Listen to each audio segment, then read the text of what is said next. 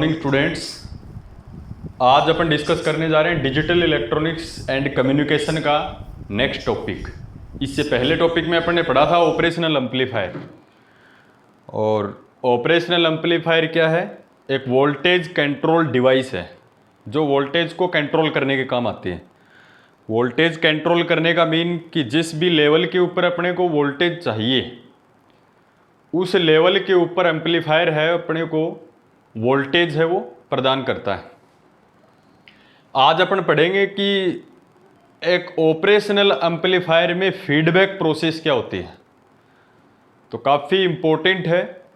Feedback process जब तक अपन नहीं जानेंगे जब तक ऑपरेशनल एम्पलीफायर है और बाकी के जो ऑसिलेटर वगैरह हैं इनमें प्रॉब्लम हो सकती है। तो आज अपन डिस्कस करेंगे फीडबैक।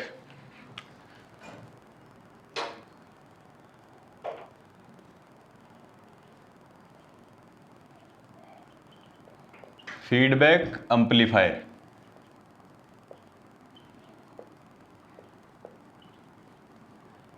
एक एम्पलीफायर में फीडबैक प्रोसेस कब होती है? तो इसके लिए आपको रटना नहीं है, इसमें सीधा ध्यान रखना है। पहले तो एम्पलीफायर लेंगे, जो जनरल एम्पलीफायर अपन लेते हैं उसका अपन ब्लॉक डायग्राम बनाएं तो कुछ इस प्रकार से बनेगा। ये अपने पास एम्पलीफायर है और ध्यान रहे एम्पलीफायर वोल्टेज कंट्रोल डिवाइस है जो वोल्टेज को एम्पलीफाइड भी करती है। ये है V इनपुट और ये है V आउटपुट। तो इसमें आउटपुट जो वोल्टेज है वो क्या करता है? इनपुट वोल्टेज में गेन यानी वृद्धि कर देता है, इंक्रीज कर देता है उसको। जनरली अपन पढ़ते हैं कि ऑपरेशनल एम्पलीफायर है वो 3 टर्मिनल डिवाइस है जिसे 5 टर्मिनल डिवाइस भी कहा जाता है। तो इसकी जो गेन अपन निकालते हैं, तो गेन जो छोटी क्लासेज में फॉर्मूला निकालते हैं कि कितनी गेन वृद्धि हुई है इसमें। तो इसके लिए अपन गेन निकालें, इसको बोलते हैं ओपन लूप सर्किट। इसको क्या बोलते हैं? Open loop. तो इस ओपन लूप जो एम्पलीफायर है इसकी जो गेन है वो गेन को लिखते हैं अपन ए से, और वो निकलती कैसे है? Output voltage upon input voltage. Voltage की जगह करंट भी काम में ले सकते हैं अपन। Output signal upon input signal होता है। वो सिग्नल अपन वोल्टेज में देते हैं या करंट में, अपने के ऊपर डिपेंड करता है। तो output voltage upon input voltage, ये गेन है एक सिंपल एम्पलीफायर की यानी ओपन लूप एम्पलीफायर की। अपन बात कर रहे हैं कि what is feedback amplifier. Feedback क्या होता है? देखो, फीडबैक का मीनिंग है कि आउटपुट वोल्टेज, ध्यान से देखिएगा कि आउटपुट वोल्टेज का कुछ पार्ट, जैसे यहां पर अपन ने 5 वोल्टेज दी, इसको सपोज दैट इसको 5 वोल्ट दिया अपन ने। एम्पलीफायर क्या करता है? इसको एम्पलीफिकेशन करता है। जैसे अपने को मिल गई 10 वोल्ट, तो या तो इस 10 वोल्ट को या इसका कुछ पार्ट यानी 10 वोल्ट का कुछ पार्ट अपन वापिस इनपुट के अंदर दे सकते हैं। वापिस इनपुट के अंदर देते हैं, उस प्रोसेस को बोलते हैं अपन फीडबैक किया अपन ने। फीडबैक को बोलते हैं पुनर्वेशी। दोबारा अपन ने इसके अंदर निवेश किया है। आउटपुट का कुछ पार्ट यदि पुनः इनपुट के अंदर इंटर करवाया जाए तो इस प्रोसेस को अपन बोलते हैं पुनर्निवेशी। यानी अपन फीडबैक एम्पलीफायर की डेफिनेशन क्या लिख सकते हैं? When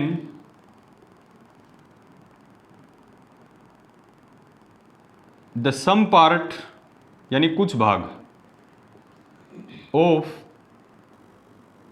output signal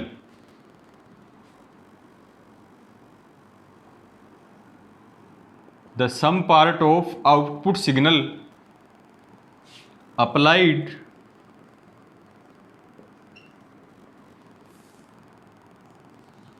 to the input signal when the sum part यानी इसका कुछ भाग, किसका? Of output signal. आउटपुट जो सिग्नल है उसका कुछ भाग अपन अप्लाई कर दें किसके अंदर? वापिस इनपुट के अंदर अप्लाई करें। Then amplifier is known as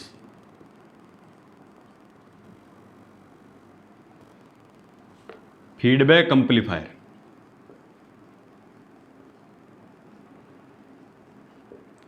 इस कंडीशन में जो एम्पलीफायर होगा वो क्या होगा? फीडबैक एम्पलीफायर, जो काफ़ी इंपॉर्टेंट प्रोसेस है।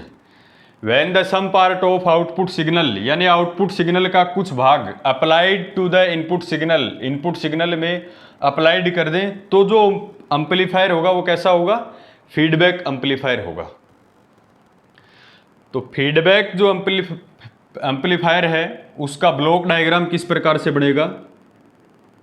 फीडबैक जो एम्पलीफायर है उसका ब्लॉक डायग्राम,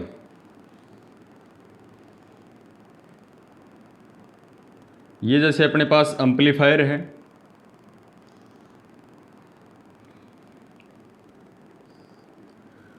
इस आउटपुट का कुछ भाग वापस अपन इनपुट के अंदर दे दें, वो लेकिन किसी न किसी प्रोसेस के अंडर दिया जाएगा। जैसे कोई भी डिवाइस लगा के अपन, कोई भी सिस्टम लगा के जो आउटपुट का कुछ पार्ट ले सके और वापस किसको दे सके? इनपुट को दे सके। इसको अपन लिखते हैं बीटा से, कई बार इसको बी से भी लिख देते हैं कई बुक्स में।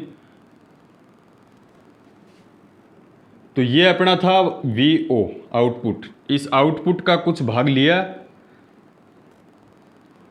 मैथमेटिकल कैलकुलेशन में अपना वीओ ही लिखेंगे इसको, क्योंकि आउटपुट जो पार्ट है वो ले रहा है इसको। जो इसको एम्पलीफायर को ये प्रोवाइड करेगा ये अपन मान लें वीएफ। वीएफ का मतलब है फीडबैक वोल्टेज। अब देखो इस एम्पलीफायर की जो आउटपुट वोल्टेज है वो इस फीडबैक सर्किट की इनपुट वोल्टेज है, क्योंकि ये तो आउटपुट से लेगा और ये इनपुट को वापस दे देगा। तो यहाँ जाएगी वी इनपुट। अब देखो इस सोर्स जो है ये एम्पलीफायर है, इसमें फीडबैक लगाने के बाद में कितनी वोल्टेज जाएगी इसको लिखेंगे अपन वी एस। वी एस का मतलब है सोर्स ऑफ वोल्टेज या वोल्टेज ऑफ सोर्स, सोर्स की वोल्टेज। इस पूरा जो स्रोत है इसकी वोल्टेज। जो वी एफ होगा, अब की बार जो वी एफ होगा वो कितना होगा? देखो फीडबैक नहीं लगाई तो इसमें इनपुट कितना था? वी आई, आउटपुट कितना था? V O. ये जो डायग्राम है, फीडबैक लगाया अपन ने तो इसका आउटपुट कुछ लिया और वो कितना देगा इसको? V F. वो वी एफ की वैल्यू कितनी होगी? वी एफ इक्वल होगा वी एस प्लस वी आई, यानी सोर्स की वोल्टेज जो पहले थी वो इनपुट में देगा और कुछ इसका पार्ट देगा वी आई का। तो टोटल जो होगा अपने पास कितना होगा? V F equals to V S plus V I, या इसको V S plus V I बराबर वी एफ लिख सकते हैं। यानी फीडबैक जो वोल्टेज है वो कितनी मिलेगी अब की बार? वी एस प्लस वी आई। पहले कितनी मिल रही थी? वी आई। तो ये जो सर्किट है इसको बोलते हैं फीडबैक सर्किट। इसको अपन क्या बोलेंगे? Feedback circuit. इसको बोलेंगे फीडबैक सर्किट। अब बात आती है कि टाइप्स ऑफ फीडबैक। अब यहां से अपन इसकी गेन निकाल सकते हैं, इसको बोलते हैं close loop circuit. Close loop. Open loop के लिए गेन कितनी थी? आउटपुट अपॉन इनपुट, तो वीओ अपॉन वी आई। इसकी गेन अपन निकालते हैं, तो इसकी जो गेन आएगी वो कितनी आएगी? इसको बोलते हैं ओपन लूप की गेन, इसको बोलते हैं close loop gain with feedback. Feedback लगा रखा अब की बार, ये विदाउट फीडबैक है। विदाउट फीडबैक उसको बोलते हैं ओपन लूप, विद फीडबैक उसको बोलते हैं क्लोज लूप। तो फीडबैक के लिए गेन को तो ऐसे ही लिखते हैं, लेकिन नीचे मैं लगा देता हूं एफ, यानी ये गेन है विद फीडबैक सर्किट, यानी क्लोज लूप की। तो निकालने का मेथड वही रहेगा, we output upon V input. तो वी आउटपुट है अपना वी ओ, अब की बार इनपुट देखो कितना है? Input V S, V S. इसको मैं कह देता हूं इक्वेशन फर्स्ट, जो विदाउट फीडबैक गेन है। निकालने का तरीका output upon input, output upon input. Input को ध्यान से रखना है, अब की बार वी एस है। इसको दे देते हैं इक्वेशन नंबर 2, ये है विद फीडबैक।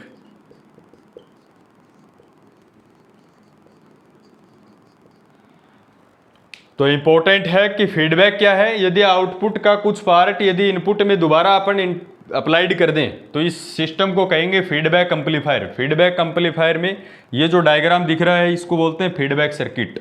जो बीटा अपन ने लगा रखा है। अब बात करते हैं अपन types of feedback. Types of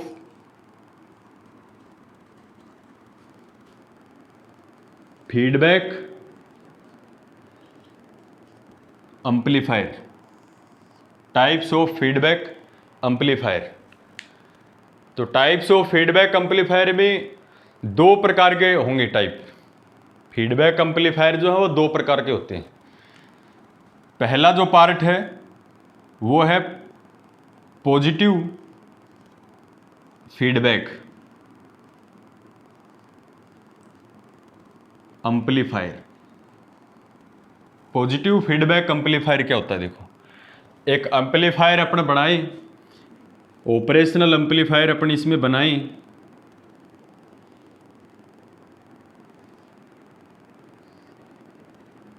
operational amplifier के दो टर्मिनल हैं, एक पॉजिटिव टर्मिनल होगा, इसको मान लिया पॉजिटिव टर्मिनल, इसको नहीं, कैसे भी मान सकते हो इसको, और ये है इसका output VO output.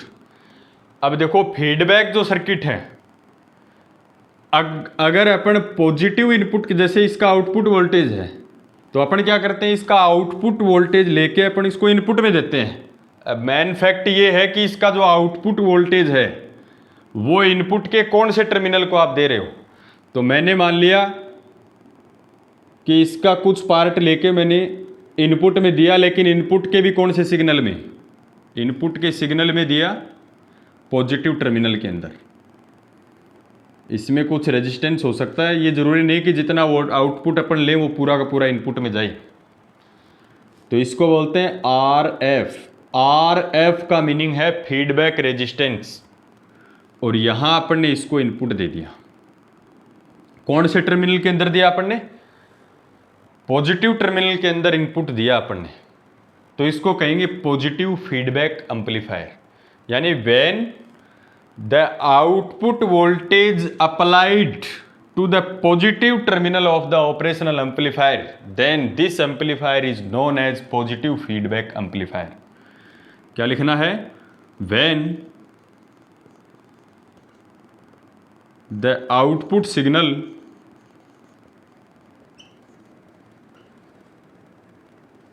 applied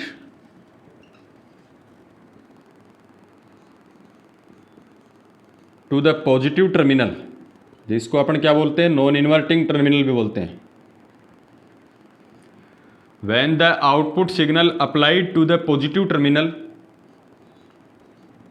then amplifier is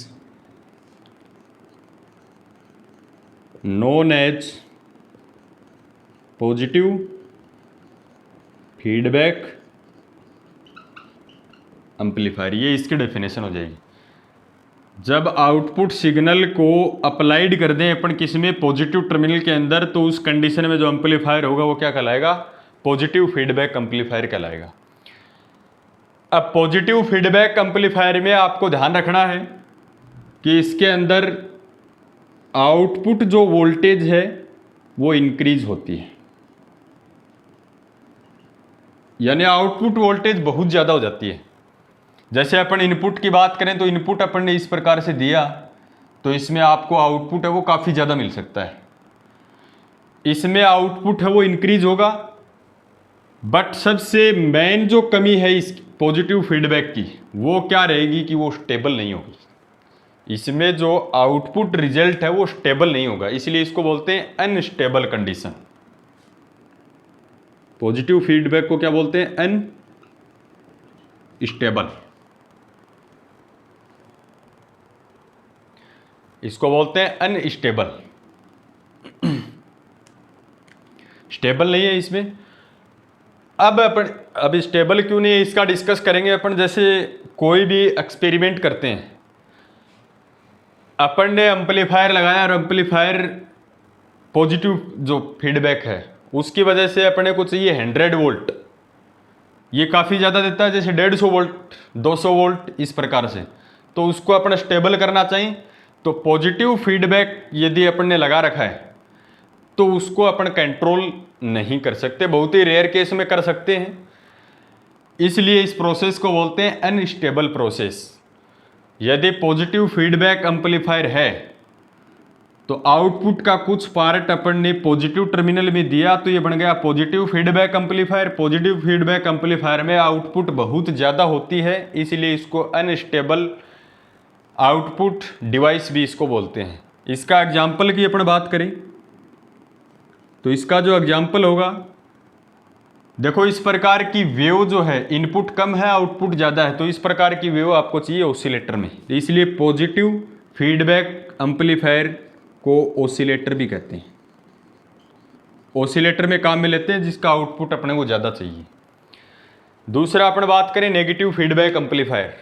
ये काफ़ी इंपॉर्टेंट है क्योंकि operational amplifier negative feedback amplifier पर काम करता है, नेगेटिव फीडबैक पर काम करता है। जो आउटपुट लेते हैं अपन वो नेगेटिव के अंदर देते हैं। नेगेटिव के अंदर देंगे तो वो आउटपुट जो वोल्टेज होगी वो कम होगी, लेकिन वो स्टेबल होगी, वो संतुलित होगी।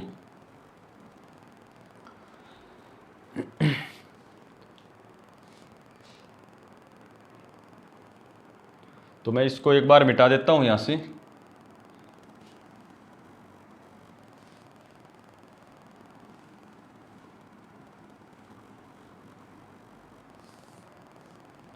सेकंड अपन बात करें तो सेकंड है अपने पास negative feedback amplifier. Negative feedback amplifier same रहेगा। अब की बार अपन क्या करें, कोई ऑपरेशनल एम्पलीफायर है अपने पास, ये इसका पॉजिटिव टर्मिनल है, ये इसका नेगेटिव टर्मिनल है, और ये है इसका आउटपुट टर्मिनल। यदि आउटपुट का कुछ पार्ट अब की बार नेगेटिव टर्मिनल के अंदर अपन प्रोवाइड करवा दें,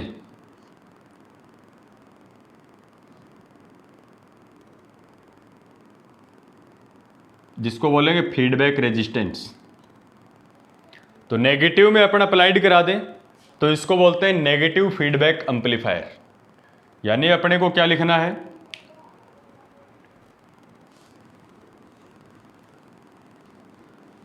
when the output signal applied किसमें, to the negative terminal, when the output signal applied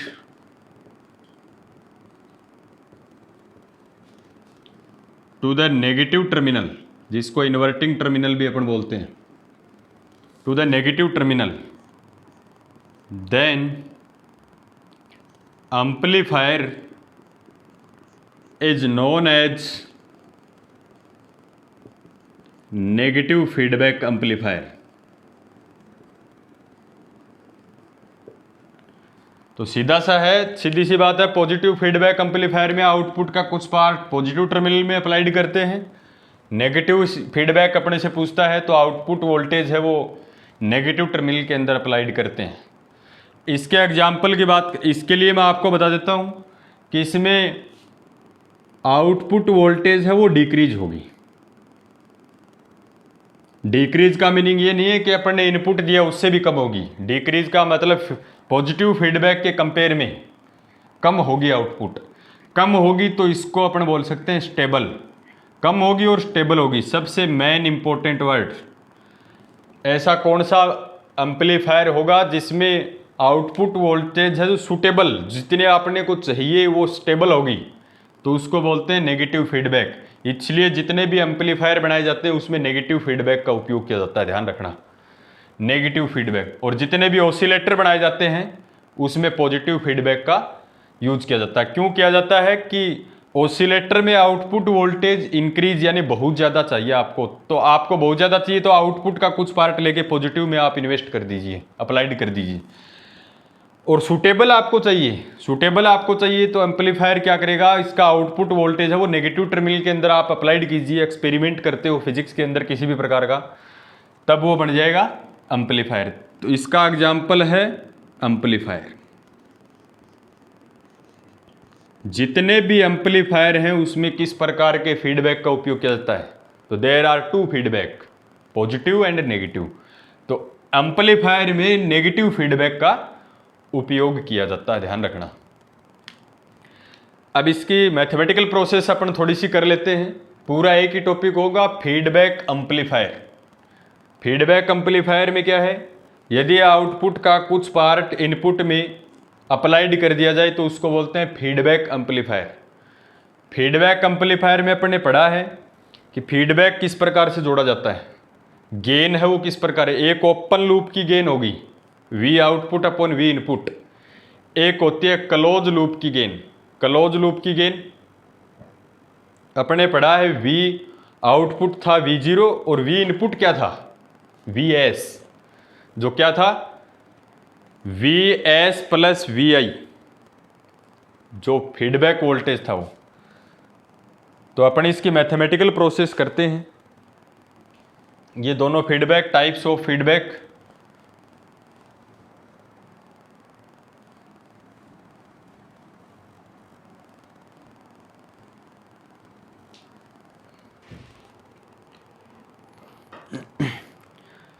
देखो अभी अपन ने डिस्कस किया था ओपन लूप की गेन कितनी आई थी। ओपन लूप की गेन, ओपन लूप गेन बोलते हैं विदाउट फीडबैक, यानी किसी भी प्रकार का कोई भी फीडबैक नहीं है, विदाउट फीडबैक। उसकी गेन कितनी आई थी, A equals to V output upon V input, जिसको इक्वेशन फर्स्ट का था, अपन ने ध्यान से देखिए। इसका ब्लॉक डायग्राम सीधा ही बनाया था इस प्रकार से, ये एम्पलीफायर इनपुट और आउटपुट। क्लोज लूप की, क्लोज लूप गेन, अब की बार क्लोज लूप कब होगा, जब फीडबैक लगा रखा है, विद फीडबैक। तो फीडबैक लगा रखा है, तो फीडबैक लगाने के बाद में गेन कितनी आई थी, AF, वो कितनी आई थी ध्यान से देखो। V आउटपुट कितना था, V आउटपुट, इनपुट कितना था, VS, equation number 2।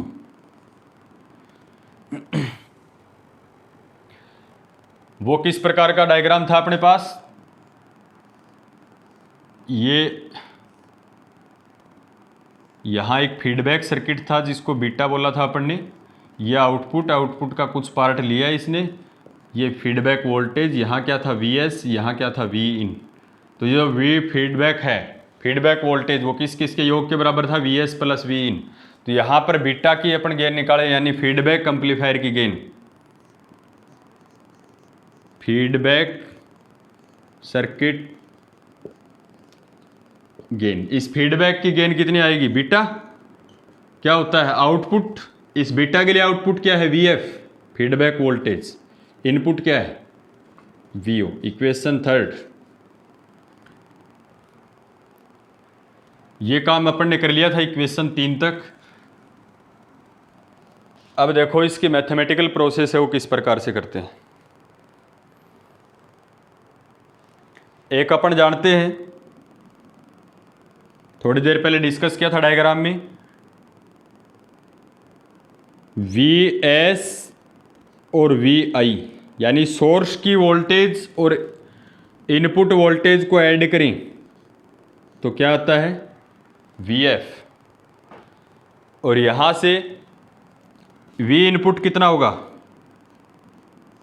V input equals to, या फिर इसको ऐसे लिख दें, ये VF है, ये प्लस का इस साइड में आएगा माइनस का, तो इसको क्या लिख दें, VS माइनस VF बराबर क्या होगा, VI। अब देखो VF की वैल्यू, इसमें अपन वैल्यू रखेंगे, VF की वैल्यू इक्वेशन 3 से रखेंगे। VF की वैल्यू क्या आएगी, beta into V note. VS की वैल्यू रखेंगे इक्वेशन 2 से, तो VS की वैल्यू क्या आएगी, ये AF यहां जाएगा, V नोट अपॉन AF, इसको मैं क्या लिखता हूं, V नोट अपॉन AF। कहां से, इक्वेशन 2 से। VS की वैल्यू निकालो आप, माइनस VF की वैल्यू, VF की वैल्यू है अपने पास इक्वेशन 3 में, VF इक्वल्स टू आएगा beta V naught, beta V naught equals to VI।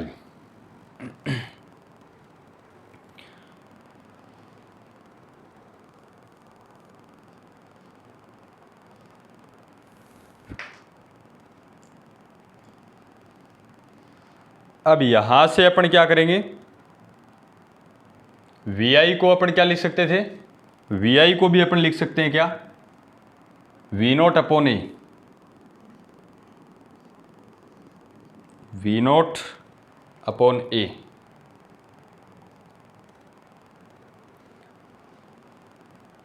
तो यहां से V0 तो कैंसिल हो जाएगा, सभी में है V0 तो कैंसिल हो जाएगा,